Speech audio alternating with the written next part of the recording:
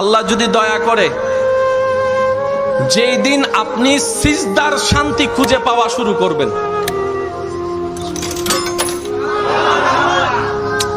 আর একটু মোহাব্বতের আওয়াজে, যেই দিন আপনি সিজদায় শান্তি পাওয়া শুরু করবেন, সেই দিন থেকে আপনার আর অন্য জায়গায় শান্তি খোঁজার দরকার হবে না। এখন অনেকে শান্তি খুঁজে মন খারাপ হলে গান শুনে, জোরে বলেন না, কিন্তু এক গান আজীবন ভালো লাগে। অনেকে মুভি দেখে, এক মুভি বারবার দেখতে ভালো লাগে।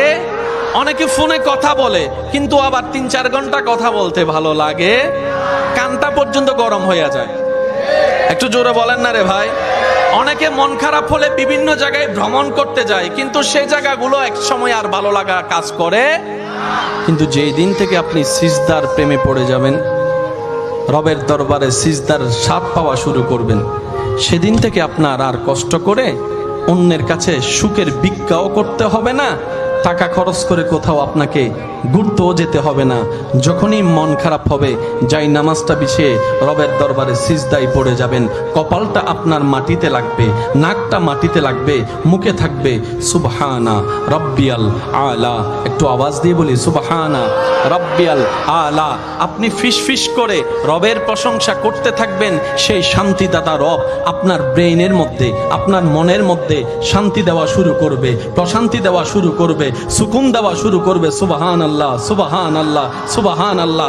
আপনি তখন বুঝতে পারবেন এই শান্তি কত জায়গায় খুঁজেছি, এই শান্তি পাওয়ার আশায়, সুখ পাওয়ার আশায় কতজনের দ্বারে ভিক্ষা, মায়ার ভালোবাসার ভিক্ষা করেছি, জীবনে কখনো পাই নাই এমন শান্তি যেটা রবের দরবারে সিজদায় গিয়ে শান্তি মিলেছে। রব বলে যে বান্দা, এটাই তো তোকে বুঝাতে চাচ্ছি, তোর শান্তির জন্য আমি রব ছাড়া দ্বিতীয় কোনো উপায় নাই। বাধ্য হয়ে ইন্না লিল্লাহি ওয়া ইন্না ইলাইহি রাজিউনের মাধ্যমে, কুল্লু নাফসিন যায়িকাতুল মউতের স্বাদ গ্রহণ করার মাধ্যমে একদিন আমাকে বাধ্য হয়ে আমার কাছে তোকে আসতে হবে। সে আসার আগেই দিল থেকে আমার কাছে